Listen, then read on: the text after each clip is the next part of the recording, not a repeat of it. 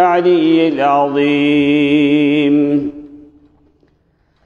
معزز، محترم، مکرم، واجب الاحترام، عزت مآب بزرگوں اور دوستوں اور بھائیوں، آپ کی خدمت میں اللہ رب العزت کی کتاب مقدس میں سے دو مقامات سے آیات مبارکہ تلاوت کی ہیں۔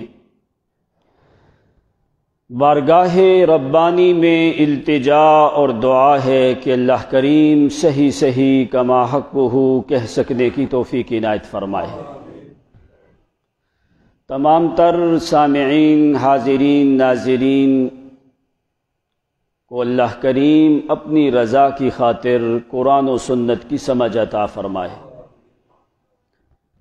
آج 18 فروری 2022 تقریباً 16 جو ہے یہ رجب کی تاریخ ہے۔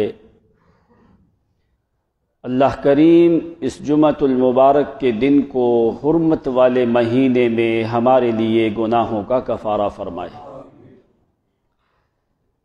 12 مہینوں میں 4 مہینے حرمت والے، ذی القعدہ، ذی الحجہ، محرم اور یہ رجب، یہ حرمت والا مہینہ ہے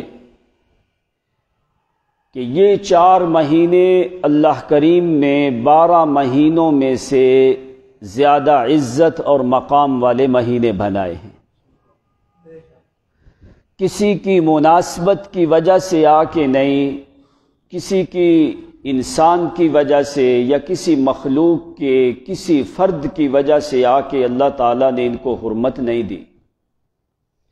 انسانوں کی تخلیق سے پہلے اللہ کریم نے 12 مہینے تخلیق کیے، ان میں سے 4 مہینے حرمت والے بنائے۔ ان عدت الشہور عند اللہ 12 شہرا فی کتاب اللہ یوم خلق السماوات والارض منہا 4 حرم۔ جس دن اللہ کریم نے زمین و آسمان کو بنایا، اس دن اللہ کریم نے 12 مہینے بنائے، ان میں سے منہا 4 حرم، ان میں سے 4 مہینے اللہ کریم نے حرمت والے بنائے۔ یعنی زمین و آسمان کی تخلیق پہلے ہوئی ہے، انسانوں کی تخلیق بعد میں ہوئی ہے۔ یعنی انسانوں کی تخلیق سے پہلے ہی اللہ کریم نے ان 4 مہینوں کو عزت اور حرمت عطا فرمائی ہے۔ آپ نے فرمایا 3 متوالیات، متتالیات، 3 مہینے تو لگاتار ہیں، ذی القعدہ، ذی الحجہ اور محرم، اور 4تھا مہینہ فرمایا یہ رجب کا مہینہ ہے۔ یعنی کسی دن کو کسی فرد کی وجہ سے آ کے اللہ کریم نے فضیلت عطا نہیں فرمائی، یہ پہلے سے حرمت والا مہینہ ہے۔ تو بہت سی چیزیں ہیں جو عامت الناس کے ہاں مشہور ہیں، جیسا کہ عام لوگ کہتے ہیں کہ رجب کی 27 تاریخ کو نبی علیہ الصلوۃ والسلام کو معراج ہوا، جبکہ یہ اقوال ہیں مفسرین کے۔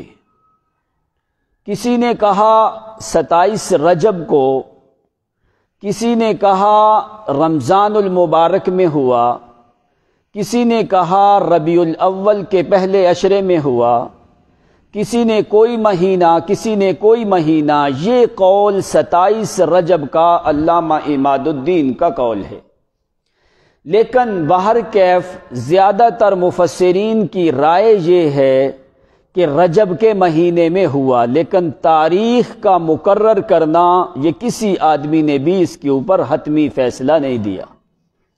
ایک بات۔ دوسری بات کہ معراج ہوا، کون سے سال میں معراج ہوا؟ کیا ہجرت سے 1 سال پہلے، 2 سال پہلے، 3 سال پہلے، یا 4 سال پہلے، یا ابتدائی زمانے میں نبوت کے، یا کس زمانے میں؟ اس میں بھی علماء کا اختلاف ہے۔ کسی نے کہا کہ ہجرت سے 4 سال پہلے، کسی نے 5 سال، کسی نے 1 سال، کسی نے 2 سال۔ اصل حقیقت کیا ہے کہ معراج برحق ہے، اس کا انکار نہیں ہو سکتا۔ کیوں؟ یہ تو قرآن مقدس نے ذکر کیا۔ باقی حتمی طور پہ سال کا مقرر کرنا یا دن کا مقرر کرنا یا تاریخ کا مقرر کرنا یہ قرآن مقدس میں بھی نہیں ہے اور نہ ہی کسی صحیح حدیث میں ہے کہ واقعی بھائی فلاں تاریخ کو معراج ہوا۔ لیکن 27 رجب کے بارے میں علامہ عماد الدین اور ایک مفسر اور کا قول ہے کہ 27 رجب کو جو ہے نبی علیہ الصلوۃ والسلام کو معراج ہوا۔ اس کے بعد پھر کچھ محدثین کہتے ہیں کہ رجب میں ہوا، کچھ مفسرین کی زیادہ رائے رجب کی طرف ہے، کچھ کی ربیع الاول کی طرف، کچھ کی رمضان کی طرف۔ اصل بات سمجھنے والی کیا ہے؟ یعنی آپ کو معراج ہوا، اس میں کوئی شک نہیں۔ معراج کے دو پہلو، ایک کو قرآن نے اسراء کہا ہے اور ایک کو معراج کہا ہے۔ اسراء اس سفر کا نام ہے جو زمین سے زمین تک کیا گیا، معراج اس سفر کا نام ہے جو آسمانوں کی طرف کیا گیا۔ اسراء کا ذکر اللہ کریم نے سورۃ بنی اسرائیل میں کیا اور معراج کا ذکر اللہ کریم نے سورۃ نجم میں کیا ہے۔ کچھ اور مقامات پہ بھی قرآن پاک نے اشارے دیے ہیں۔ اسراء اور معراج میں کیا فرق ہے؟ ایک بات سمجھنے والی۔ دوسری بات کہ اللہ تعالیٰ نے نبی علیہ السلام کو معراج دن کو کیوں نہیں کروایا، رات کو کیوں کروایا ہے؟ دن کو کیوں نہیں کروایا، رات کو کیوں کروایا ہے؟ دو باتیں۔ تیسری بات کہ معراج کیوں کروایا گیا، اس کی پیچھے وجہ کیا ہے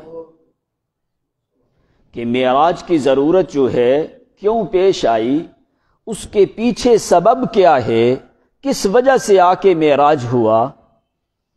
چوتھی بات کہ نبی علیہ الصلوۃ والسلام نے بیت المقدس میں انبیاء کی امامت کروائی اور وہ کس طریقے سے آپ نے انبیاء کو نماز پڑھائی، جبکہ آپ بیت المقدس میں نماز پڑھائیے انبیاء کو، اوپر جا کے فوری انبیاء سے ملاقات بھی ہوئی۔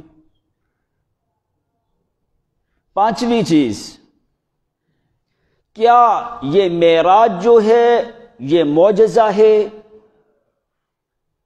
اور یہ معراج جسمانی ہوا ہے یا روحانی ہوا ہے یا جسم اور روح دونوں کے ساتھ معراج ہوا ہے؟ یہ چند باتیں، 6 باتیں بڑی اہم ہیں جو انسانوں کے لیے سمجھنے والی ہیں کہ اصل اسراء اور معراج میں کیا فرق ہے۔ آپ نے انبیاء کو نماز پڑھائی تو کس طریقے سے نماز پڑھائی، پھر جو ہے معراج میں کیا ہوا، کیا اللہ کی طرف سے ملا اور کیا نبی علیہ الصلوۃ والسلام نے اللہ کے سامنے پیش کیا، اور پھر جو ہے کہ اسراء اور معراج کے درمیان کون سے واقعات ہوئے، کہاں سے معراج شروع ہوتا ہے، کون لوگ اس کی تصدیق کرنے والے ہیں، پھر معراج روحانی ہے یا جسمانی ہے۔ یہ چند باتیں سمجھنے والی ہیں۔ اس وقت انسان کو سمجھ آتی ہے جب انسان پورے غور اور توجہ کے ساتھ سنتا ہے۔ قرآن نے اسی لیے تمہیں ایک بڑا قانون دیا ہے کہ بھائی جب قرآن پڑھا جائے ہر طرف سے توجہ ہٹا کے اللہ کی کتاب کو غور سے سنا جائے، تو اس کا نتیجہ کیا نکلے گا؟ وَإِذَا قُرِئَ الْقُرْآنُ فَاسْتَمِعُوا لَهُ وَأَنصِتُوا لَعَلَّكُمْ تُرْحَمُونَ۔ اس کا نتیجہ کیا نکلے گا کہ تم قرآن سنتے رہو گے، اللہ تعالیٰ اپنی رحمتیں تمہارے اوپر نازل کرتا رہے گا۔ لعلکم ترحمون، تاکہ تمہارے اوپر رحمتیں نازل کی جائیں۔ تو قرآن پاک میں جو بات بھی آ جائے اس میں شک اور شبہ کی گنجائش نہیں ہوتی۔ پھر جب اللہ کریم نے آپ کو سیر کروائی، کیا یہ سیر نبی علیہ السلام نے خود کی یا آپ کو کروائی گئی؟ خود آپ چلے یا آپ کو چلایا گیا؟ اس میں بڑا فرق ہے۔ اور جہاں پہ اللہ تعالیٰ نے اس بات کو ذکر کیا ہے اس سے پہلے لفظ قرآن لے کے آتا ہے سبحان، کہ سبحان کا معنی کیا ہے، یہاں پہ کون سی صفت ذکر کی جا رہی ہے، قرآن نے کیوں یہاں پہ سبحان کا لفظ ذکر کیا اور آیت کو ختم کیا انہ هو السمیع البصیر۔ اب جب تک سبحان کا معنی صحیح طریقے سے سمجھ میں نہ آئے اس وقت تک آگے آپ کو آپ کی سیر اور اسراء کا صحیح پتہ نہیں چلتا۔ کیوں اللہ نے سبحان کا لفظ بولا؟ بڑا معنی کیا ہے سبحان کا، کہ جو تمام تر نقائص اور عیبوں سے پاک اور منزہ ہو۔ اردو میں آدمی جتنی بھی کوشش کرتا رہے سبحان کا معنی صحیح معنوں میں حق ادا نہیں ہوتا، جو کہ عربی کے لفظ میں جو اللہ تعالیٰ کی سبحانیت ہے۔ اب سبحان کا معنی ہے پاک، منزہ، مبرہ من کل العیوب والنقائص، ہر قسم کے نقص اور عیب سے پاک ہونا، اس کو سبحان کہا جاتا ہے۔ اب کیا اللہ کی ذات کب سے سبحان ہے؟ ایک عالم کو اس وقت عالم کہا جاتا ہے جب اس نے علم کو پڑھا، اس سے پہلے وہ عالم نہیں تھا۔ حافظ اس وقت بنتا ہے جب اس نے قرآن کو حفظ کر لیا، پہلے وہ حافظ نہیں تھا۔ شاعر اس وقت ہوتا ہے جب وہ کوئی شعر کہتا ہے تو پھر شاعر بنتا ہے۔ اب کیا اللہ تعالی کب سبحان ہے؟ اس وقت کہ جب لوگوں نے اس کی پاکیزگی بیان کرنی شروع کی ہے، کیا اس وقت سے وہ سبحان ہے؟ اس لیے قرآن نے لفظ بولا ہے سبحان، عثمان کے وزن پہ مبالغے کا صیغہ ہے کہ انسانوں کی تخلیق سے پہلے بھی وہ سبحان تھا، مخلوقات کی تخلیق سے پہلے بھی وہ سبحان تھا۔ ایسا نہیں ہے جیسے ایک حافظ اس وقت حافظ بنتا ہے جب اس نے قرآن حفظ کر لیا، قرآن حفظ کرنے سے پہلے وہ حافظ نہیں تھا۔ فرمایا یہ نہ سمجھنا کہ اللہ اس وقت سبحان ہوا ہے جب تم اس کی پاکیزگی بیان کرنے لگے ہو۔ فرمایا نہیں، من ازل الازل، وہ تمہاری تخلیق سے پہلے کا سبحان ہے، وہ جنات کی تخلیق سے پہلے کا سبحان ہے، وہ ملائکہ کی تخلیق سے پہلے کا سبحان ہے۔ صرف نقص اور عیب میں پاک ہونے کا نام نہیں، جو اس کی صفات ہیں وہ مخلوقات کی صفات سے وہ اپنی صفات میں پاک ہے، کہ اس کی کوئی ایسی صفت نہیں ہے کہ جو مخلوق میں پائی جائے۔ بالفرض انسان زندہ ہے، کیا یہ اپنی زندگی سے زندہ ہے؟ اللہ تعالیٰ کا اسم کیا ہے؟ الحی القیوم۔ حی کا معنی کیا ہوتا ہے؟ خود ہمیشہ زندہ رہے، جب تک جس کو چاہے جہاں پہ چاہے اس کو زندہ رکھے۔ انسان زندہ ہے، اپنی حیات سے زندہ نہیں ہے۔ اس کے اوپر موت آئی، اس کی حیات، لیکن اللہ تعالی حیات حی ہے وہ اپنی حیات سے، وہ سبحان ہے اپنی سبحانیت سے، اس کو کسی نے پاک نہیں کیا، وہ خود پاک ہے تمام تر نقائص سے، ہر عیب سے، ہر نقص سے، ہر ریب سے، حق شک سے، شبہ سے۔ جو بھی لوگوں کے ہاں کچھ چیزیں بڑی فضیلت والی ہوتی ہیں لیکن خالق کے ہاں وہ عیب ہوتے ہیں، جیسے انسان کی اولاد ہو، یہ اس کے لیے عزت ہے، شرف ہے، لیکن اللہ کے ہاں یہ عیب ہے۔ اللہ کے ہاں عیب ہے۔ انسان سوتا ہے اس کے لیے راحت ہے، لیکن اللہ کے ہاں یہ عیب ہے۔ فرمایا اس کی صفات لا ذات کا ذات خلقہ ولا صفات کا صفات خلقہ ولا افعال کا افعال خلقہ، اس کی ذات مبرہ ہے۔ انسان سنتا ہے، اللہ کی ذات بھی سنتی ہے۔ انسان سننے کے لیے آلے کا محتاج ہے، لیکن اللہ تعالیٰ کی ذات آلات کی محتاج۔ انسان سنتا ہے، کسی اور نے اس کو آلہ دیا ہے، کسی اور نے اس کو آلہ دیا ہے اس آلے کے ساتھ، تو جب چاہے آلہ موجود ہو اندر سے وہ سماعت کی قوت کھینچ لے، یہ سننے کی طاقت رکھتا؟ گویا کہ اس کی طاقت اپنی سماعت کے اوپر بھی نہیں ہے۔ انسان سنتا ہے، کسی غیر کی سماعت اس کو دی گئی ہے، کسی اور کوئی اور ذات ہے جس نے اس کو طاقت سننے کی دی ہے، لیکن اللہ کی ذات السمیع ہے، وہ اپنی طاقت سے سنتا ہے اور وہ آلات کا محتاج نہیں ہے۔ ایک اور چیز کہ کس کو سبحان کہا جاتا ہے؟ ایسا کام جس سے ساری مخلوقات کرنے سے عاجز ہو اور وہ سبحان اس کو کرنے پہ قادر ہو، سبحان اس کو کرنے پہ قادر ہو۔ دوسری بات، مخلوقات کے ہاں جو چیزیں ناممکن ہوں، سبحان کے ہاں وہ ممکن ہوتا ہے۔ اس لیے فرمایا جس چیز سے پوری دنیا عاجز ہے، کر نہیں سکتی وہ کام، تو وہ کرنے کی طاقت ہے تو سبحان میں۔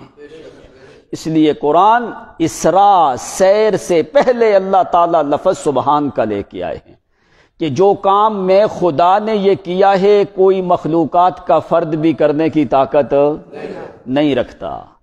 سبحان الذی اسریٰ بعبدہ لیلا، سبحان بہت سے مقامات پہ، سورۃ یاسین سب لوگوں کو آتی ہے، وہاں پہ کیوں لفظ اللہ نے بولا سبحان الذی خلق الازواج کلها مما تنبت الارض ومن انفسهم ومما لا يعلمون۔ ذرا ساری دنیا مل کے میں نے ہر چیز کا جوڑا پیدا کیا ہے، اگر کوئی پیدا کرنے کی طاقت رکھتا ہے ارونی، مجھے دکھاؤ۔ یہ جوڑا پیدا کرنے کی قوت اور طاقت میں خدا کی ذات میں موجود ہے، مخلوق کے کسی فرد میں یہ کام کرنے کے لیے ساری دنیا عاجز ہے، ایک ہی ذات قادر ہے، وہ کون ہے؟ سبحان الذی، وہ سبحان ہے۔ اس لیے وہ یہ کام کرنے کے اندر وہ اپنے شریکوں سے پاک ہے، اس نے کسی مخلوق سے بھی معاونت اور استعانت لی۔ سبحان الذی خلق الازواج کلہا، وہ پاک ہے وہ اللہ جس نے ہر چیز کا جوڑا پیدا کیا ہے۔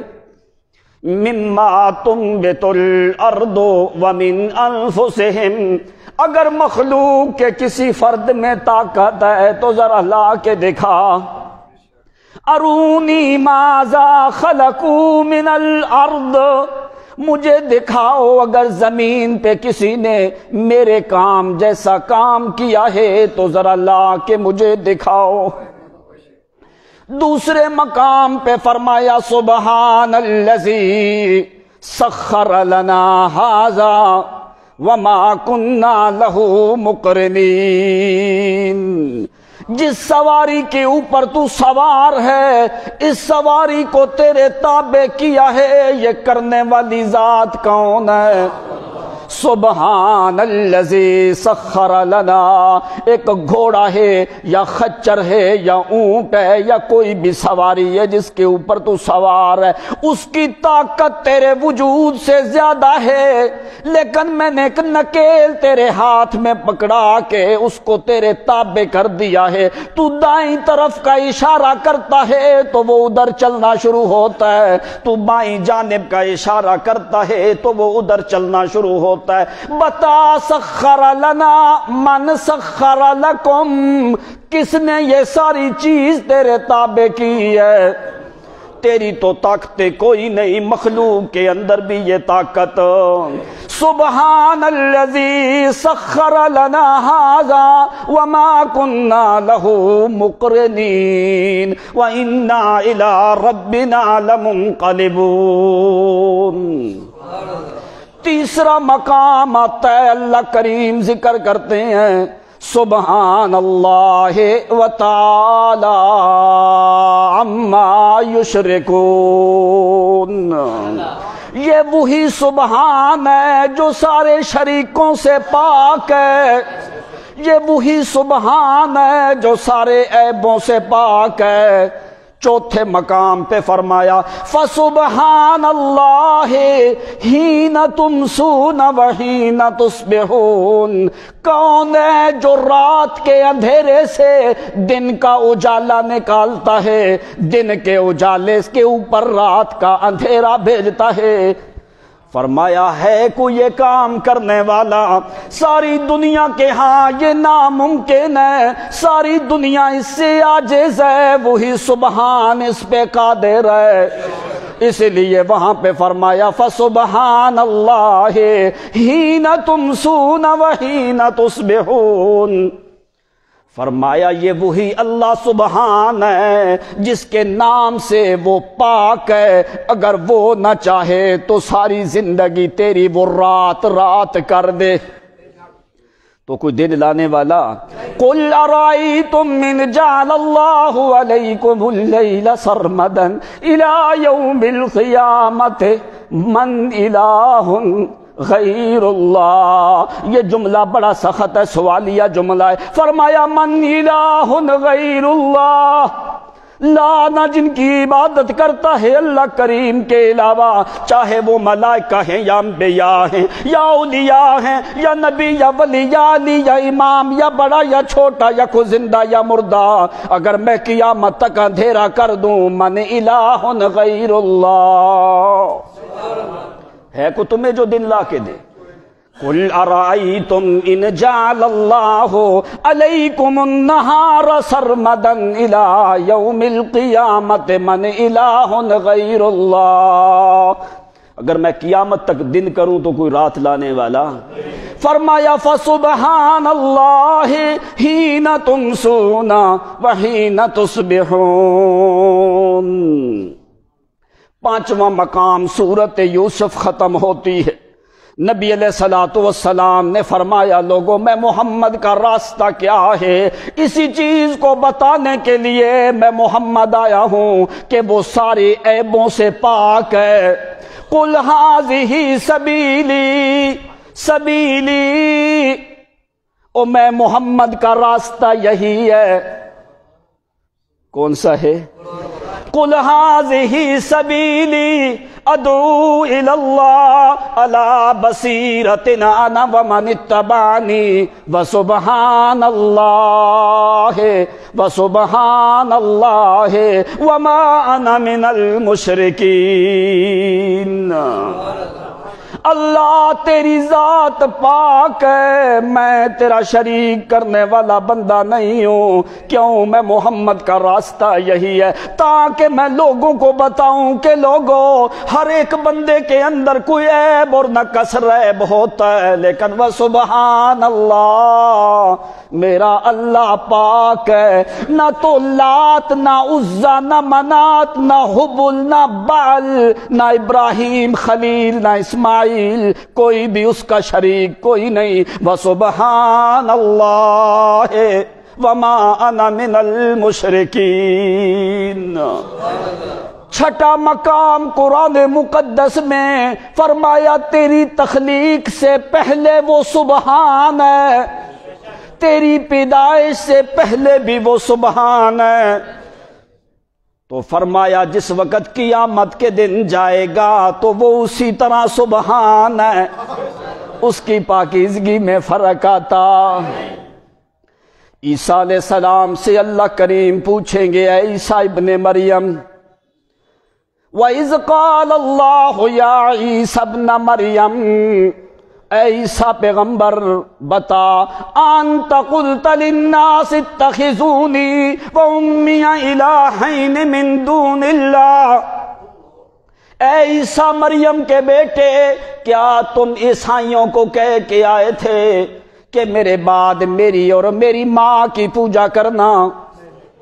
انت قلت للناس اتخذونی وأمی الہین من دون اللہ۔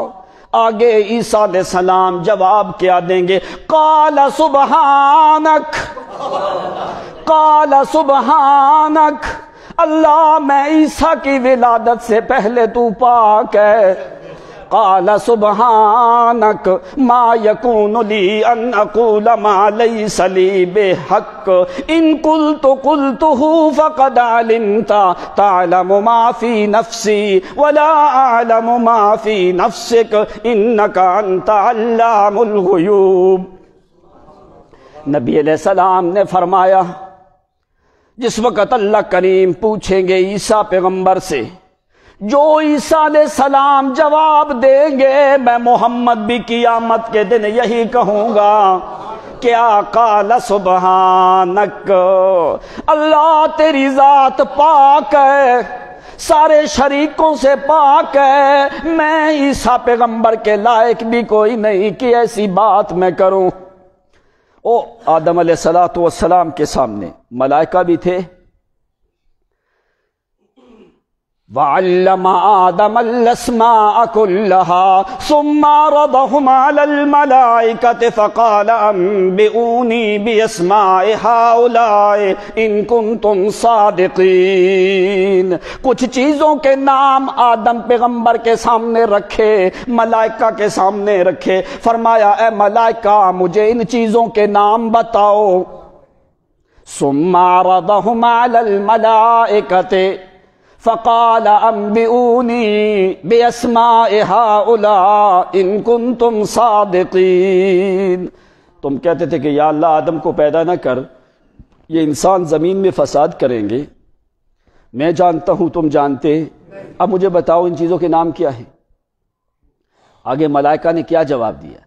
قالوا سبحانک، قالوا سبحانک، اللہ تیری ذات پاک، تو شریکوں سے پاک، تو عیبوں سے پاک، تو ریبوں سے پاک، تو نقص سے پاک، تو عیوب سے پاک، تو سونے سے پاک، تو رونے سے پاک۔ اللہ قال سبحانک، تو زوال سے پاک ہے، تو فنا سے پاک ہے، اللہ تو موت سے پاک ہے، تو کھانے پینے سے پاک ہے۔ قال سبحانک، تیری ذات پاک ہے، تیرا کوئی شریک۔ فرمایا لوگوں سن لو، یہ وہی سبحان ہے۔ کون؟ سبحان الذی اسریٰ بعبدہ، یہ وہی سبحان ہے جو پہلے سے چلتا آ رہا ہے۔ ایسا نہیں کہ تم نے ابھی اس کی تسبیح کی ہے تو وہ سبحان ہے، نہیں نہیں، سبحان الذی، یہ ازل سے ابد تک سبحان ہے، ابد سے ازل تک سبحان ہے۔ هو الاول لیس قبلہ شیء، هو الآخر لیس بعدہ شیء، هو الظاہر لیس فوقہ شیء، هو الباطن لیس دونہ شیء۔ وہ پہلا ہے، اس سے پہلے کوئی نہیں، وہ آخر ہے، اس کے بعد کوئی نہیں، وہ ظاہر ہے، اس کے اوپر کوئی نہیں، وہ باطن ہے، اس کے اندر کوئی نہیں۔ وَهُوَ بِكُلِّ شَيْءٍ عَلِيمٌ، وہ ہر چیز کو جاننے والا کون ہے؟ سبحان الذی، سبحان الذی خلقکم وخلق آباءکم یہ وہ سبحان ہے جس نے تمہیں بھی پیدا کیا، تمہارے ماں باپ کو بھی پیدا کیا۔ سبحان الذی اخرجکم من بطون امہاتکم، یہ وہی سبحان ہے جو ماں کے پیٹ سے تمہیں باہر لے کے آیا۔ سبحان الذی صورکم فی رحم امک، یہ وہی سبحان ہے جس نے تیری ماں کے رحم میں تیری تصویریں کھینچی ہیں، یہ وہی سبحان ہے۔ سبحان الذی رزقکم فی بطن امک، یہ وہی سبحان ہے جو تیری ماں کے پیٹ کے اندر تجھے رزق پہنچانے والا ہے۔ سبحان الذی خلق لکم السمع والابصار، یہ وہی سبحان ہے جس نے تجھ کو قوت سماعت کا مالک بنایا ہے، یہ وہی سبحان ہے جس نے تم کو قوت باصرہ دی ہے، قوت بصیرت والی دی ہے، باصرہ بھی دی ہے، قوت گویائی بھی دی ہے، قوت شامہ بھی دی ہے، قوت جنان بھی دی ہے، قوت لسان بھی دی ہے۔ تیرے پورے وجود کے اوپر جو کنٹرول کرتا ہے یہ وہی سبحان ہے۔ سبحان اللہ وما انا من المشرکین، یہ وہی سبحان ہے، بھولنا نہیں۔ فرمایا یہ وہی سبحان ہے جس سے ساری دنیا جس کام کرنے سے عاجز ہو وہ اکیلا سبحان اس کے اوپر قادر ہوتا ہے، تو وہ شریکوں سے پاک، وہ شریکوں سے پاک ہے۔ سبحان الذی اسری بعبدہ، یہ وہ پاک اللہ ہے۔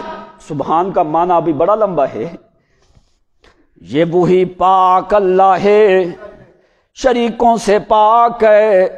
کون؟ الذی اسری بعبدہ، جس نے اپنے بندے کو سیر کروائی۔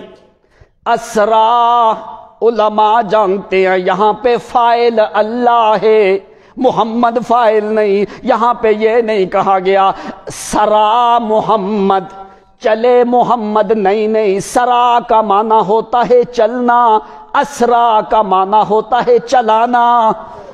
کیوں؟ اللہ کریم اپنے کمال کو ظاہر کرتے ہیں۔ کہیں محبت میں آ کے یہ نہ سمجھنا کہ محمد خود معراج کے لیے گئے ہیں، نہیں۔ سبحان الذی اسری، اس کو میں نے سیر کروائی ہے۔ کس نے؟ فرمایا جو سبحان ہے اس نے سیر کروائی ہے۔ وہ کیوں سبحان ہے؟ اس لیے کہ لمحات میں فضا کا سفر کروانے کی طاقت اس طریقے سے کوئی اور رکھتا، اس لیے وہ سبحان ہے، شریکوں سے پاک ہے۔ سبحان الذی اسری بعبدہ، اسرا کا معنی ہوتا ہے، سرا کا معنی ہوتا ہے رات کو چلنا۔ سرا کا معنی کیا ہوتا ہے؟ رات کو چلنا۔ دن کے چلنے کے اوپر یہ لفظ بولا۔ لوط پیغمبر کے سامنے فرشتے آئے، فرمایا ان موعدہم الصبح الیس الصبح بقریب۔ فرمایا اے لوط پیغمبر، تمہاری قوم کو تباہ کرنے کا ٹائم وہ صبح کا ٹائم ہے۔ فرمایا صبح تو بڑی دور ہے۔ فرمایا کوئی نہیں، صبح قریب ہے، الیس الصبح بقریب۔ تم کیا کرو؟ فَأَسْرِ بِأَهْلِكَ، اسر سرا کا معنی کیا ہوتا ہے؟ فَأَسْرِ بِأَهْلِكَ بِقِطْعٍ مِّنَ اللَّيْلِ، اے لوط پیغمبر اپنے اہل و عیال کو لے کے، اپنی بیوی کے علاوہ جو تمہاری بچیاں ہیں ان کو لے کے، اہل و عیال کو لے کے، فرمایا فَأَسْرِ بِأَهْلِكَ بِقِطْعٍ مِّنَ اللَّيْلِ، رات کے کچھ حصے میں نکل۔ سرا کا، اسرا کا معنی کیا ہوتا ہے؟ رات کو۔ بنی اسرائیل کو اللہ تعالیٰ نے موسیٰ علیہ السلام کو حکم کیا دیا کہ بنی اسرائیلیوں کو لے کے نکل۔ کب؟ فَأَسْرِ بِعِبَادِي لَيْلًا، رات کو نکل میرا موسیٰ بنی اسرائیل کو لے کے۔ انکم متبعون، یہ ظالم فرعونی جو لوگ ہیں یہ تمہارا پیچھا کریں گے۔ اس لیے سرا کا معنی کیا ہوتا ہے؟ رات کو چلنا۔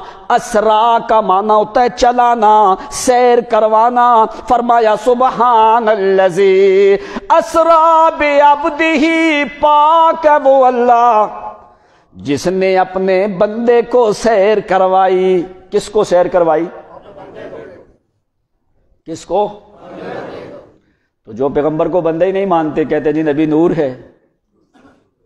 نوریوں کا سردار تو محمد کا ڈرائیور ہے. نوریوں کا سردار جو جبریل ہے، نوریوں کا سردار ہے نا جبریل.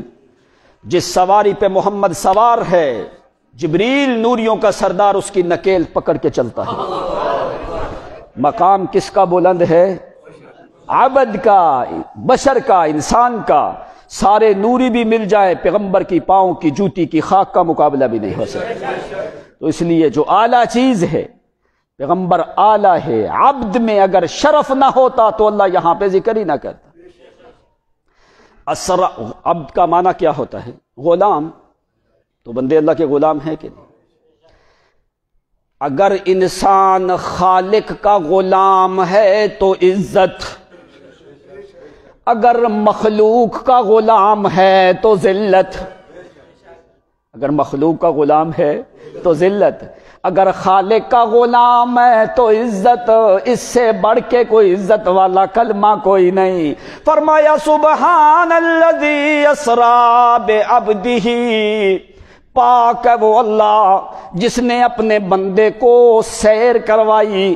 اسری بعبدہ، کب اللہ تو نے کروائی؟ فرمایا لیلا من المسجد الحرام الى المسجد الاقصی. کب کروائی؟ فرمایا لیلا، رات کو. اسراء کا معنی بھی ہوتا ہے رات کو چلنا. آگے لیلن کے ذکر ضرورت نہیں تھی، لیکن کیوں قرآن نے ذکر کیا؟ لیلن کی تنقیز تقلیل کے لیے، یہ بتانے کے لیے، یہ نہ سمجھنا کہ پوری رات. نہیں نہیں نہیں، لیلن تنقیز تقلیل کے لیے، رات کے تھوڑے سے حصے میں. اگر پوری رات چلانا ہوتا تو فرمایا پھر اللہ تعالیٰ لیلن کا لفظ ذکر نہ کرتے. لیلن میں نے رات پوری کوئی نہیں، رات کے کچھ حصے میں سیر کروائی، اپنے بندے کو سیر کروائی. اسری بعبدہ لیلن، کدھر سے کدھر تک؟ من المسجد الحرام الى المسجد الاقصی، مسجد سے مسجد تک، حرمت والے گھر سے حرمت والے گھر تک، مسجد حرام سے بیت المقدس تک. یہ ہے سیر، مسجد حرام سے لے کے مسجد اقصی تک. یہ زمین کا سفر ہے. اگر ایک آدمی اونٹ کے اوپر سفر کرتا ہے مکہ سے، مسجد حرام سے، تو بیت المقدس میں جانا چاہتا ہے، مسجد اقصی. اقصی کو اقصی پتہ ہے کیوں کہتے ہیں؟ اقصی کا مطلب ہوتا ہے دور والا کنارہ. بیت اللہ سے مسجد اقصی بہت دور ہے، اس لیے بیت المقدس کو مسجد اقصی کہا جاتا ہے. 40 راتوں کی مسافت ہے بیت اللہ سے مسجد حرام تک. 40 راتوں کی. اگر تم زمین پہ سفر کرتے ہو، قافلہ جاتا ہے گھوڑے خچر کے اوپر، تو 40 دن کی مسافت ہے بیت اللہ سے مسجد حرام تک، مسجد اقصی تک. بعض لوگ کہتے ہیں کہ آپ حضرت ام ہانی کے گھر میں، جو علی بن ابی طالب کی بہن ہے، اس کے گھر سے آپ کو اٹھایا گیا، جبکہ قرآن نے کہا من المسجد الحرام. قرآن نے مسجد حرام کہا. تو جو لوگ تعویل کرتے ہیں وہ کہتے ہیں مطاف کی جو جگہ ہے، بیت اللہ جو ہے، جو مطاف کی جگہ ہے، مطاف کی ساتھ ام ہانی کے گھر کی دیوار ملی ہوئی تھی. ام ہانی کی دیوار جو ہے وہ ملی ہوئی تھی. اس وجہ سے آ کے آپ عشاء کی نماز کے بعد جو تھے وہاں پہ ان کے گھر میں جا کے آرام فرما رہے تھے. لیکن قرآن نے کہا من المسجد الحرام. اگر ان کا گھر تھا بھی تو وہ مسجد حرام کی حدود میں تھا، اس وجہ سے آ کے. اب نبی علیہ الصلوۃ والسلام کی جو روایت، جو حدیث ہے، آپ نے فرمایا عشاء کی نماز کے بعد بینما انا فی المسجد الحرام فی الحجر عند البیت بین النائم والیقظان. آپ نے فرمایا کہ میں مسجد حرام میں حجر اسود کے پاس بیت اللہ کے قریب میں محمد صلی اللہ علیہ وسلم لیٹا ہوا تھا. یعنی مسجد حرام کا یہ وسط ہے، یعنی بیت اللہ کے قریب جو ہے. بہر کیف یہ کوئی اختلاف کا معاملہ نہیں ہے. اگر ام ہانی کے گھر سے معراج ہوا ہے تو ام ہانی کا گھر مطاف کے ساتھ متصل ہے. بہر کیف نبی علیہ الصلوۃ والسلام کو مسجد حرام سے مسجد اقصی تک پہنچایا گیا. اب یہ جو سفر ہے، اب یہاں پہ ذرا بات سمجھنا کہ یہ معراج کیوں ہوا، اس کی وجہ کیا تھی. اسراء کا ذکر ہے سورۃ بنی اسرائیل میں، اور بنی اسرائیل سے پہلے سورۃ نحل ہے. سورۃ نحل ختم کہاں پہ ہو رہی ہے؟ فرمایا وَاصْبِرْ وَمَا صَبْرُكَ إِلَّا بِاللَّهِ وَلَا تَحْزَنْ عَلَيْهِمْ وَلَا تَكُ فِي ضَيْقٍ مِّمَّا يَمْكُرُونَ. جو زیادہ تر مفسرین کی رائے ہے کہ نبوت کے 10ویں سال جو عام الحزن کا سال ہے، جس کو غم والا سال کہا جاتا ہے، اس سال کے بعد نبی علیہ الصلوۃ والسلام کو معراج ہوا. اس کو عام الحزن کیوں کہا گیا؟ 3 واقعات اس میں بڑے اہم ہوئے جو نبی علیہ الصلوۃ والسلام کے لیے بڑے تکلیف دہ تھے. ایک تو سیدہ خدیجۃ الکبریٰ رضی اللہ تعالی عنہا کی وفات ہوئی. دوسرا آپ کے چچا ابو طالب کی وفات ہوئی. تیسرا نبی علیہ الصلوۃ والسلام پریشان تھے. اسی حالت میں آپ طائف کی طرف چلے گئے. تو وہ طائف والا جو واقعہ ہے اسی سال میں ہوا. نبی علیہ الصلوۃ والسلام کو کافروں نے پتھر مارے تو آپ کا خون مبارک نکلا، آپ غم زدہ تھے. کافروں نے کچھ تدبیریں بنائیں تو نبی علیہ السلام دل میں بڑے پریشان ہوئے کہ میں ان لوگوں کی اتنی خیر خواہی کرتا ہوں، میں اتنا سمجھاتا ہوں، یہ لوگ کیوں نہیں ایمان لے کے آ رہے؟ پھر الٹا میرے اوپر تدبیریں بتاتے ہیں کہ یہ جادوگر ہے، یہ کذاب ہے، یہ جھوٹا ہے، یہ فلان ہے، یہ فلان ہے، اس کو ہم نکال دیں گے، اس کو پابند سلاسل کریں گے، اس کو جیل میں بند کر دیں گے، اس کو یوں کر دیں گے، یہ کر دیں گے. اللہ تعالیٰ نے فرمایا وَلَا تَكُ فِي ضَيْقٍ مِّمَّا يَمْكُرُونَ. میرے پیغمبر آپ اپنے دل میں تنگی محسوس نہ کرو ان کی تدبیروں سے، آپ ان کے اوپر غمزدہ نہ ہو. اگر یہ کافر لوگ تمہیں تنگ کرنے والے ہیں، ہر طرف سے مصیبتیں آنے لگی. بیوی خدیجۃ الکبریٰ جو بڑی تسلی دینے والی نبی علیہ الصلوۃ والسلام کو، وہ بھی دنیا سے چلی. چچا ابو طالب بھی چلا گیا. کافروں کو اور موقع ملتا رہا. ادھر طائف کے اندر کافروں نے پتھر مارے، نبی علیہ الصلوۃ والسلام زخمی ہوئے. تو اللہ کریم نے فرمایا میرا پیغمبر غم زدہ نہ ہو، یہ زمین کے اوپر تمہیں جو تکلیف آئی ہے، ذرا میں تمہیں اوپر کی سیر کرواتا ہوں. اس غم کو، اس تکلیف کو مٹانے کے لیے کیوں محمد کریم کو تسلی دینے والا وہاں پہ کوئی قریبی نسب والا آدمی موجود، نہ تو بیوی، نہ ماں، نہ باپ، نہ چچا، نہ قبیلہ، سارے دشمن ہیں نبی علیہ الصلوۃ والسلام کے. فرمایا وَلَا تَكُ فِي ضَيْقٍ مِّمَّا يَمْكُرُونَ. اسی لیے سورۃ نحل ختم ہوتی ہے، آگے فوری سورۃ بنی اسرائیل شروع ہوتی ہے. اس کا ربط سورۃ نحل کے ساتھ یہ ہے، غم زدہ نہ ہو میرا پیغمبر، اگر آج تیری ماں تسلی دینے والی کوئی نہیں،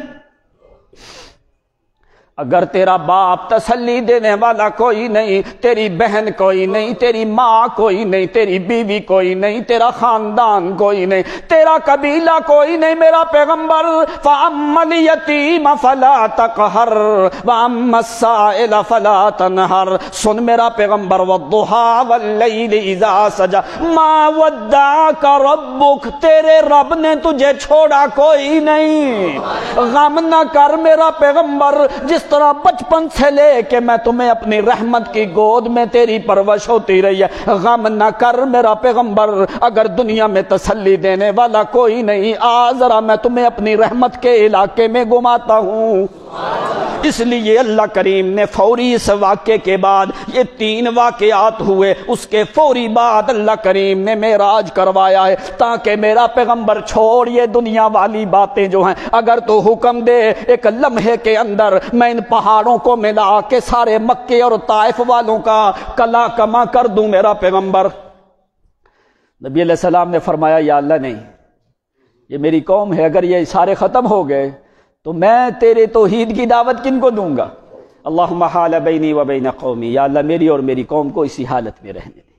تو اللہ کریم نے وہ تسلی دینے کے لیے نبی علیہ الصلوۃ والسلام کو سیر کروائی اور معراج کروائی۔ آپ نے فرمایا بینا انا نائم فی المسجد عند الحجر، میں بیت اللہ شریف میں حجر اسود کے پاس لیٹا ہوں عشاء کی نماز کے بعد، بین النائم والیقظان، ابھی جیسے آدمی کو اونگ آنے لگتی ہے، تھوڑی تھوڑی مجھے اونگ آنے لگی، نیند اور اونگ کے نیند اور جاگنے کے درمیان میں، بیداری کے درمیان ابھی ہلکی اونگ آنے لگی تو جبریل نے آ کے مجھے اٹھایا ہے، فرمایا اٹھو اللہ کے پیغمبر، اللہ کریم تجھے بلاتے ہیں، اللہ تعالیٰ تمہیں وہاں پہنچانا چاہتے ہیں جہاں تک دنیا کا کوئی بندہ بھی پہنچا نہیں ہے۔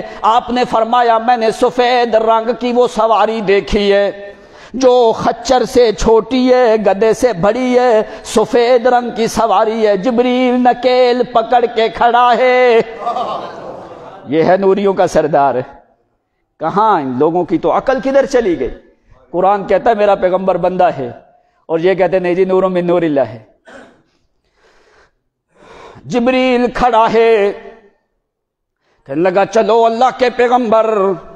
نبی علیہ الصلوۃ والسلام سوار ہوئے اس براق کے اوپر، براق برق سے، برق کہا جاتا ہے بجلی کو، آسمان پہ بجلی جس وقت چمکتی ہے وہ اوپر چمکتی ہے تو لمحات میں اس کی شعاعیں نیچے پہنچتی ہیں کہ نہیں پہنچتی؟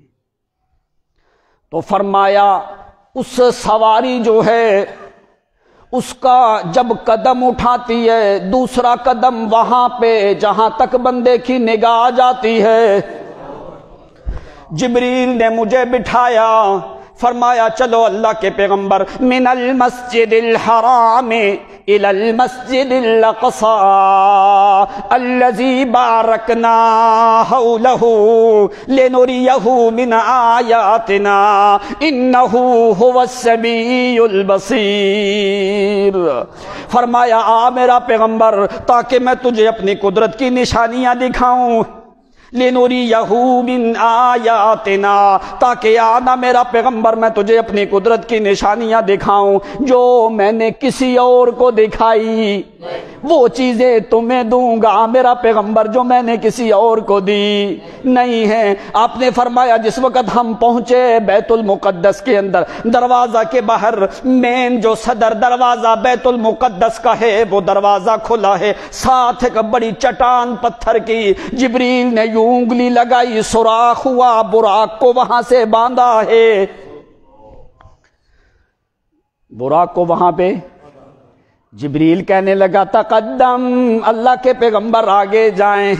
جس وقت میں مسجد اقصی میں داخل ہوا، اندر میں نے دیکھا کہ لوگ کچھ جو ہے رکوع کی حالت میں، کوئی سجدے کی حالت میں۔ میں نے پوچھا یا جبریل من ہؤلاء، یہ بندے کون ہیں؟ مسئلہ سمجھنا، یہ بندے تو غیب کا علم جاننے والی کون ہے؟ تو پیغمبر نہیں جانتا تو یہ پیر فقیر تمہارے جانتے ہیں؟ من ہم ہؤلاء، یہ کون ہیں؟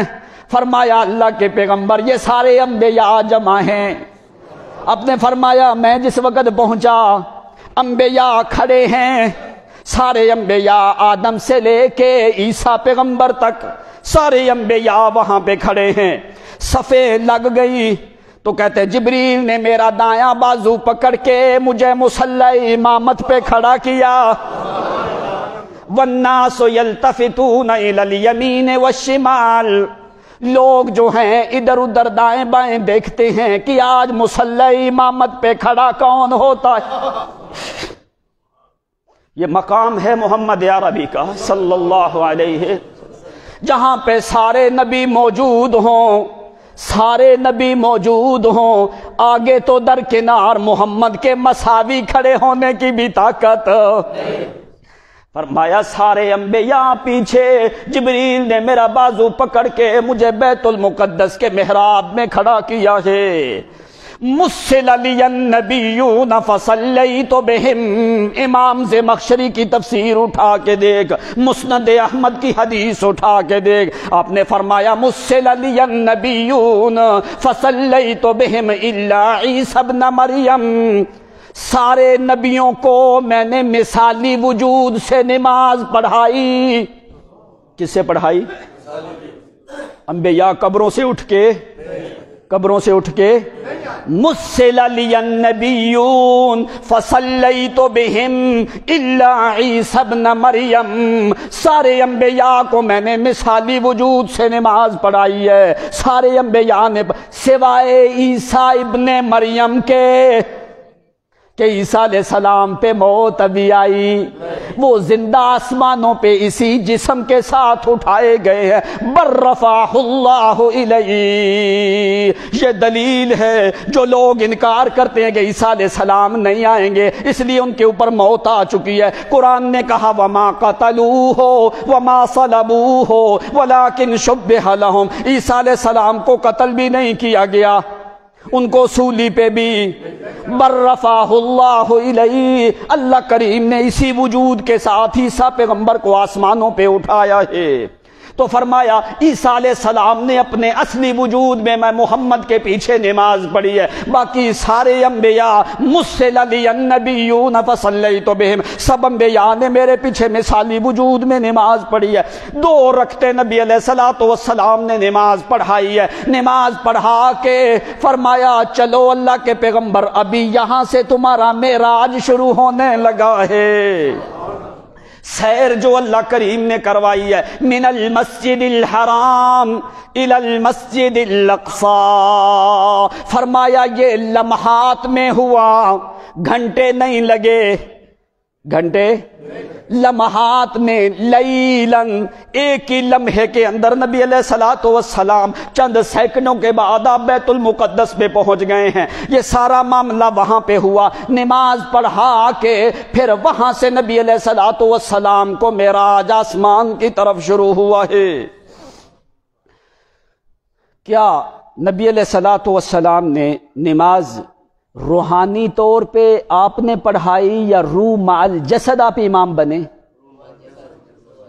کچھ لوگ جو ہے وہ کہتے ہیں نبی علیہ السلام کو معراج ہوا صرف روحانی طور پہ، کچھ کہتے ہیں خواب کے اندر، لہذا عبد کا لفظ روح مال جسد دونوں کے اوپر بولا جاتا ہے، تو اس لیے صرف روحانی طور پہ نہیں ہوا۔ اگر روحانی طور پہ ہو تو پھر مکے والوں کو اعتراض کرنے کی تو کوئی ضرورت ہی نہیں تھی، خواب کی باتیں یا روحانی باتیں اس کا تو کوئی انکار ہی نہیں کرتا، اس کو تو انکار کرنے کی باہر کیف آپ کو روح مال جسد اسی جسم مقدس کے ساتھ اللہ کریم نے سیر بھی کروائی اور اسی جسم مقدس کے ساتھ آپ کو معراج بھی کروائی۔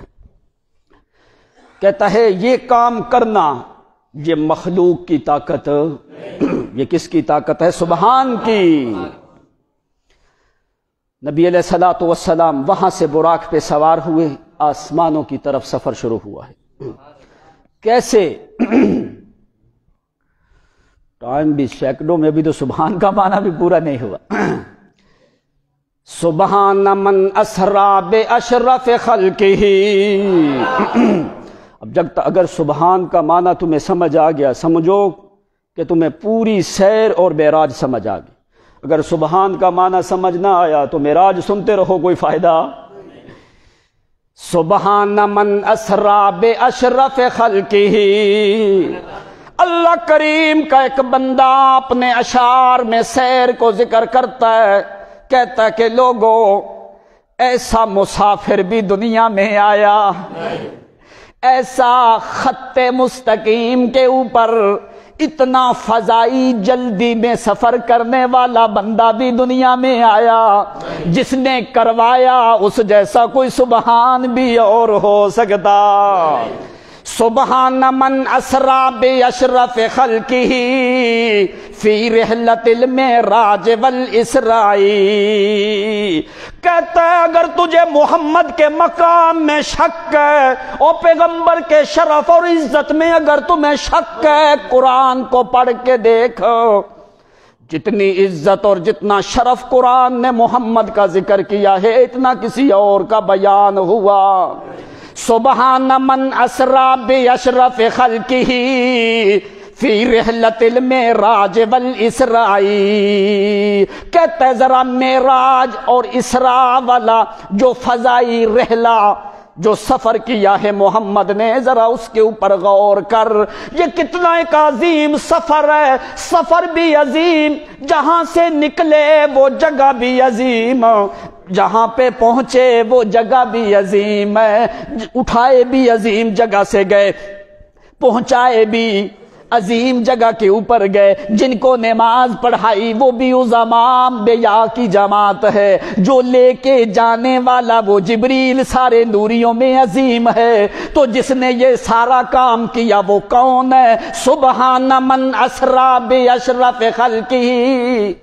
سبحان من اسرا باشرف خلقہ فی رحلۃ المعراج والاسراء.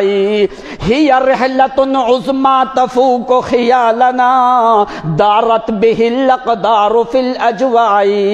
کہتا ہے کوئی مجھے طیارہ دکھا دنیا میں، کوئی فضائی آلہ مجھے دکھا ایسا کہ جو اتنے لمحات میں سفر کرنے والا ہو. یہ ایسا سفر ہے، سوچتا رہے سوچتا رہے سوچتا رہے. یہ تیری عقلوں سے اوپر کی بات ہے، تیری عقلوں سے اوپر کی بات ہے. کیوں؟ یہ سیر کروانے والا سبحان ہے، یہ کوئی بندہ نہیں، یہ سیر کروانے والا سبحان ہے. ہی رحلۃ عظمی تفوق خیالنا دارت بہ الاقدار فی الاجواء. جہاز جو ہے وہ 1 گھنٹے میں 1000 کلومیٹر سفر کرتا ہے، یا اس کی 1200-1500 تک جو ہے اس کی رینج ہوتی ہے، اتنی زیادہ ہی سفر کر سکتا ہے. تو یہ جو اللہ تعالیٰ نے طیارہ جنت سے بھیجا ہے، یہ 40 دن کی مسافت 1 منٹ پورا نہیں لگا محمد مسجد حرام سے بیت المقدس میں پہنچا. ہی رحلۃ عظمی تفوق خیالنا دارت بہ الاقدار فی الاجواء. کہنے لگا غم زدہ نہ ہونا، پریشان نہ ہونا کہ اتنی تیز سواری کدھر سے آئی. کہتا ہے اس لیے میں نے تمہیں کیا بتایا ہے، یہ سیر کروانے والا بندہ کوئی نہیں. یہ کون ہے؟ سبحان من اسرا باشرف خلقہ فی رحلۃ المعراج والاسراء. ہی رحلۃ عظمی تفوق خیالنا دارت بہ الاقدار فی الاجواء. کیوں سیر کروائی؟ کہنے لگا شاء الالہ بان یسر حبیبہ من وحشت وقطیت وبلاء. کہتا کیوں سیر کروائی؟ اللہ کریم نے چاہا ذرا میں اپنے حبیب کو اوپر بلاؤں. اللہ کریم نے چاہا ذرا میں اپنے حبیب کو اوپر بلا کے ذرا اوپر کی کائنات کا ذرا نظارہ میں محمد کریم کو کرواؤں. میں وہاں تک پہنچاؤں جہاں تک کوئی نہیں پہنچا. شاء الالہ بان یسر حبیبہ من وحشت وقطیت وبلاء. کیوں؟ من العام الحزن الشدید یلفہ، من العام الحزن الشدید یلفہ صوب الفراق ولوۃ الاقصاء. وہ جو عام الحزن والے سال میں جو غم پہنچا محمد کو، سیدہ خدیجہ کا چلا جانا، ابو طالب کا چلا جانا، وہ طائف والے سفر کے اندر جو معاملہ ہوا ہے، وہ جو غم پہنچا ہے، اس غم کو اللہ کریم نے ختم کرنے کے لیے عام الحزن کے سال اللہ کریم نے محمد کریم کو اوپر بلایا. کہاں تک؟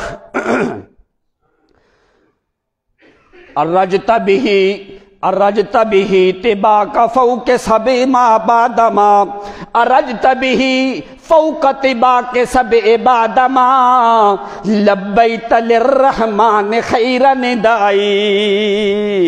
او رحمان نے آواز دی ہے میرا محمد اوپر آ، میں تمہیں وہاں تک پہنچاؤں گا، ساری دنیا نیچے تیرا مقام اوپر، ملائکہ بھی نیچے، جنات بھی نیچے، انسان بھی نیچے، انبیاء بھی نیچے، اوپر آ کدھر؟ ارجت به فوق طباق سبع بعد ما لبیت للرحمن خیر ندائی۔ میرا پیغمبر کچھ چیزیں میں نے تیرے لیے تیار کر کے رکھی ہیں، آدم آیا میں نے نہیں دی، نوح پیغمبر آئے میں نے دی نہیں، خلیل آئے میں نے نہیں دی، ہود آئے میں نے نہیں دی، صالح پیغمبر آئے میں نے نہیں دی، شعیب پیغمبر آئے میں نے نہیں دی، وہ فراق والا پیغمبر یعقوب آیا میں نے کوئی نہیں دیا، یوسف پیغمبر آئے، اسحاق آئے، اسماعیل آئے، یسع، ذوالکفل، یونس، ایوب پیغمبر، عیسیٰ، موسیٰ، ہارون، یوشع بن نون، یہ سارے پیغمبر آتے رہے لیکن میں نے وہ چیزیں دی کوئی نہیں۔ میرا پیغمبر وہ میں نے محفوظ کر کے تیرے لیے رکھی ہیں۔ اوپر آ کیا اللہ وَقَدْ شَاءَ رَبُّ الْعَرْشِ أَن يُهْدِيَ لَهُ شَرْفَ الضِّيَافَةِ فِي رُبَى الْأَفْيَاءِ۔ آنا میرا پیغمبر، میری خدائی میں تیرے جیسا مہمان کوئی نہیں، خدا سبحان جیسا میزبان کوئی نہیں، میرا محمد تیرے جیسا مہمان کوئی نہیں۔ اوپر آنا ذرا میرا پیغمبر۔ نبی علیہ الصلوۃ والسلام نے فرمایا جبریل یوں چلتے گئے، پہلے آسمان کا دروازہ کھٹکا، پوچھا من؟ فرمایا میں جبریل۔ من معاک؟ تیرے ساتھ کون ہے؟ فرمایا میرے ساتھ وہ ہے جس جیسا کوئی دنیا میں اللہ کریم نے پیدا کیا بھی۔ کہتا ہے فوری دروازہ کھلا، آگے آواز آئی مرحبا مرحبا اہلا وسہلا مرحبا۔ اوپر چلتے گئے، کہنے لگا شاعر کیا کہتا ہے، ارجت به فوق طباق سبع بعد ما لبیت للرحمن خیر ندائی وقد شاء رب العرش ان یضیفہ وقد شاء رب العرش ان یہدی لہ وأعدها الرحمن خیر جزائی۔ او محمد جو میں نے تیرے لیے تیار کیا ہے، مجھے اپنے سبحان ہونے کی قسم ہے، میں نے وہ کسی کو دینا تو درکنار، میں نے وہ کسی کو دکھایا بھی کوئی نہیں۔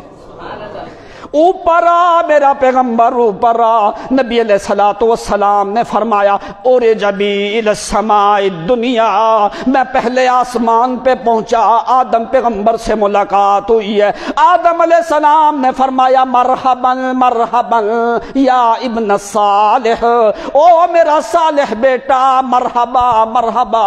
ملاقات کر کے، یہ بڑا لمبا واقعہ ہے، بس میں اختصار کرنے لگا، ٹائم بھی ہو چکا ہے۔ اوپر پہنچے، کہاں تک؟ لا فرماتی ہیں وَلَقَدْ رَآهُ نَزْلَةً أُخْرَى عِنْدَ سِدْرَةِ الْمُنْتَہَا۔ وہ سدرت منتہا پہ پہنچ گئے، انبیاء سے ملاقاتیں ہوتی گئی، یعقوب پیغمبر سے ملاقات، یوسف پیغمبر سے ملاقات، عیسیٰ پیغمبر سے ملاقات، موسیٰ علیہ السلام سے ملاقات، ابراہیم خلیل سے ملاقات ہوتی گئی، یہ ملاقاتیں ہوتی گئیں۔ اوپر گئے، وَرُمْتَ الْحَفَاوَةَ وَالضِّيَافَةَ كُلَّهَا وَرُمْتَ الْحَفَاوَةَ وَالضِّيَافَةَ كُلَّهَا لَقِيتَ تَحْتَ الْعَرْشِ خَيْرَ لِقَائِهِ۔ چلتے گئے چلتے گئے چلتے گئے، ساتھ بندہ کون ہے؟ ساتھ کون ہے؟ کہنے لگا ہی جلوۃ جبریل کان رفیقها ہی جلوۃ جبریل کان رفیقها وعدها الرحمن خیر جزائی. زمین کے اوپر جو محمد کا رفیق ہے وہ نوریوں کا سردار جبریل ہے. کون رفیق ہے؟ جبریل ہے محمد کا رفیق. نوریوں میں سارے نوریوں کا سردار ہے جبریل. آسمانوں پہ محمد کا رفیق وہ ہے جو سارے نوریوں کا سردار ہے. زمین پہ محمد کا رفیق وہ ہے جو انبیاء کے بعد ساری دنیا کا امام ابو بکر ہے. اور نہ تو اس رفیق کا مقابلہ ہوتا ہے ملائکہ میں، نہ اس رفیق کا مقابلہ ہوتا ہے انبیاء کے بعد انسانوں میں. وہ رفیق بھی اعلیٰ، آسمان والا رفیق بھی اعلیٰ، زمین والا رفیق بھی.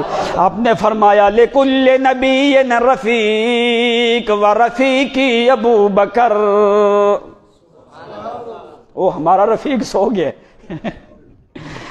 لِكُلِّ نَبِيٍّ رفیق وَرَفِيقِي ابو بکر. اوپر ملائکہ میں محمد کا رفیق جبریل ہے.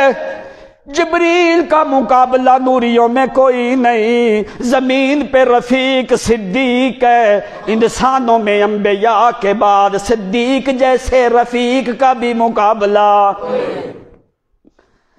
ہی جلوۃ جبریل کان رفیقها وعدها الرحمن خیر جزائی. اوپر چلتے گئے عند سدرۃ المنتہا. سدرۃ منتہا پہ پہنچ گئے.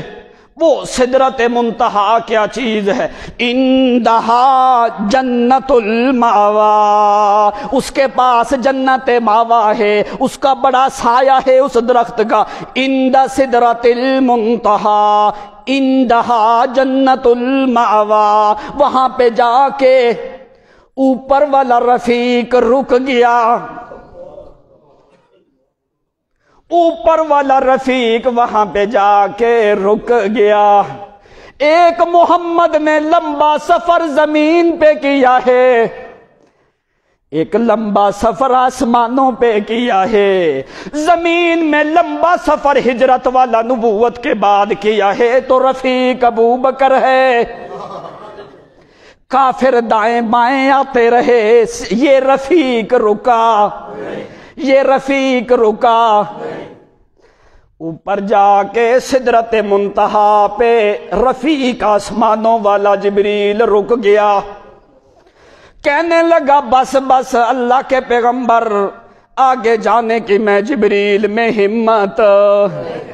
کیوں؟ فرمایا جبریل وہ کہاں مسجد حرام سے چلے، مسجد اقصیٰ تک پہنچے. مسجد اقصیٰ سے پھر آسمان دنیا کے اوپر، پھر دوسرے تیسرے چوتھے پانچویں چھٹے آسمان کے ساتویں آسمان کے آگے پہنچ گئے سدرۃ المنتہا پہ.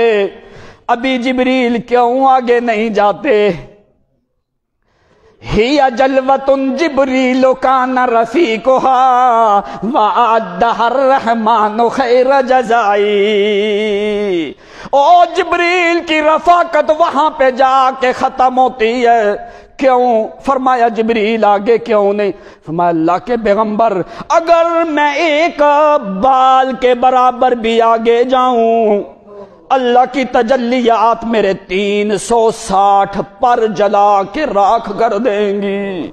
میں آگے جانے کی طاقت رکھتا. یہ نوریوں کے سردار کی انتہا ہوتی ہے. مسئلہ ذرا سمجھنا جا کے.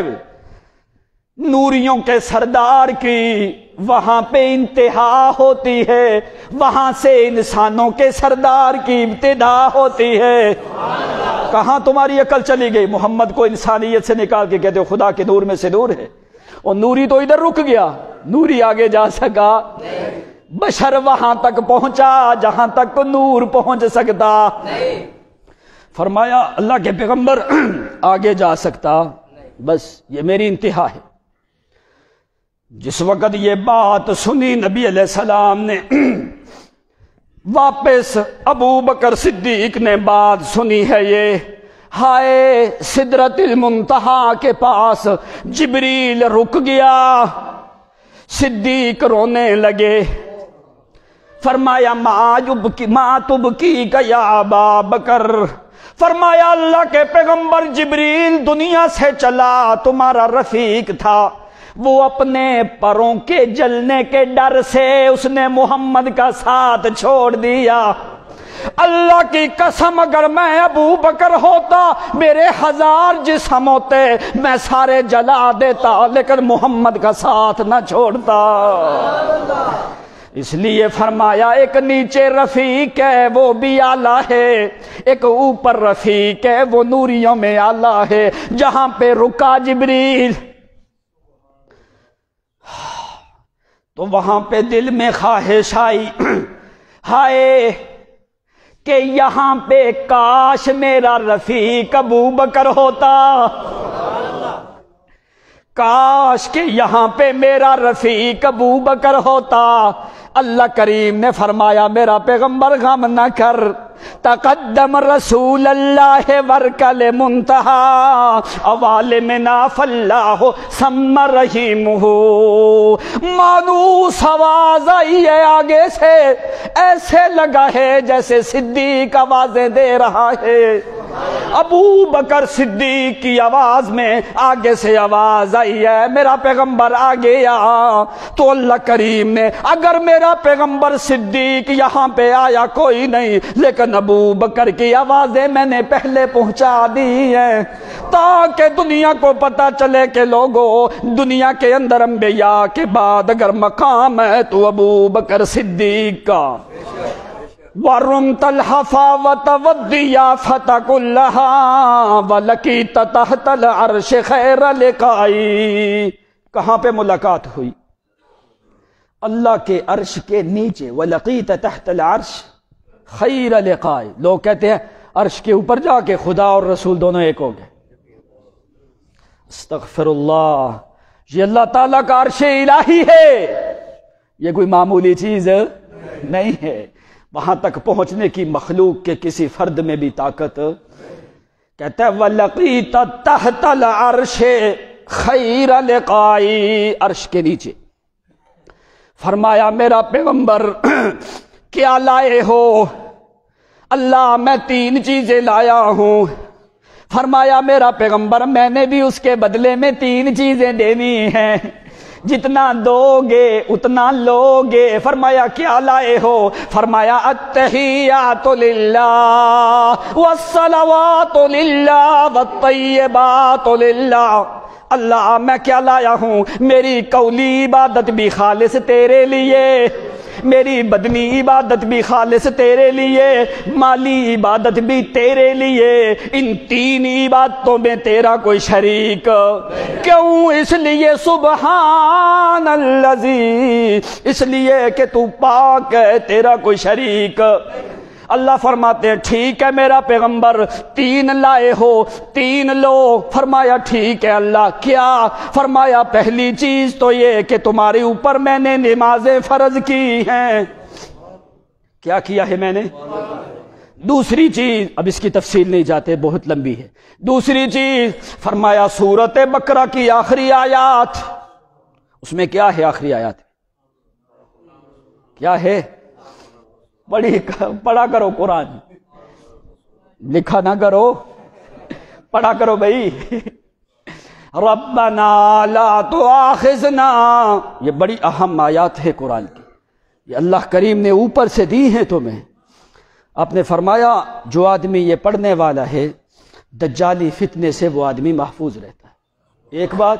دوسرا، اللہ تعالیٰ جو سونے سے پہلے یہ آیات پڑھ کے سوتا ہے اس کی موت فطرت اسلام پہ ہوتی ہے، اس لیے یہ کوئی معمولی آیتیں نہ سمجھنا۔ آمن الرسول بما انزل الیہ من ربہ والمؤمنون، یہ آیتیں پہلی نمازیں، دوسری چیز یہ آیتیں دی، تیسری چیز فرمایا میرا پیغمبر میں وعدہ کرتا ہوں، کیا تمہاری امت کا فرد جو بھی شرک نہیں کرے گا میں اس کو جنت میں ضرور داخل کروں گا۔ یہ انعام میرا محمد تیرے لیے، تیری امت کا فرد جو شرک نہیں کرے گا میں اس کو جنت میں ضرور داخل کروں گا۔ فرمایا اللہ یہ میں محمد کے لیے بڑے ہدیے اور تحفے ہیں۔ فرمایا سن میرا پیغمبر، وَقَدْ شَاءَ رَبُّ الْعَرْشِ أَن يُهْدِيَ لَهُ شَرْفَ الضِّيَافَةِ فِي رُبَى الْأَفْيَاءِ۔ مجھے اپنے جلال کی قسم ہے میرا پیغمبر، میرے عرش تک نیچے ایسا کوئی مہمان آیا کوئی نہیں، اور یہ میں نے 3 تحفے میں نے کسی کو دیے بھی کوئی نہیں۔ یہ تیرا شرف ہے، تیری کرامت ہے، تیری عزت ہے، تیرا مقام ہے، تیری رفعت ہے، تیری بلندی ہے۔ تجھے میں نے امام بنایا ہے، تجھے میں نے عظیم بنایا ہے، تو میرا حبیب ہے، تو میرا حبیب ہے میرا پیغمبر۔ تجھ سے بڑھ کے مجھے کوئی دنیا میں محبوب بندہ نہیں ہے، اس لیے میرا پیغمبر ابھی میں تمہیں یہ دے رہا ہوں۔ کیوں؟ تمہاری دنیا کی زندگی ابھی باقی ہے، جب میرے پاس آئے گا کیا کروں گا؟ لعلک ترضی، میں دیتا رہوں گا تم لیتے رہنا۔ وآخر دعوانا الحمد للہ۔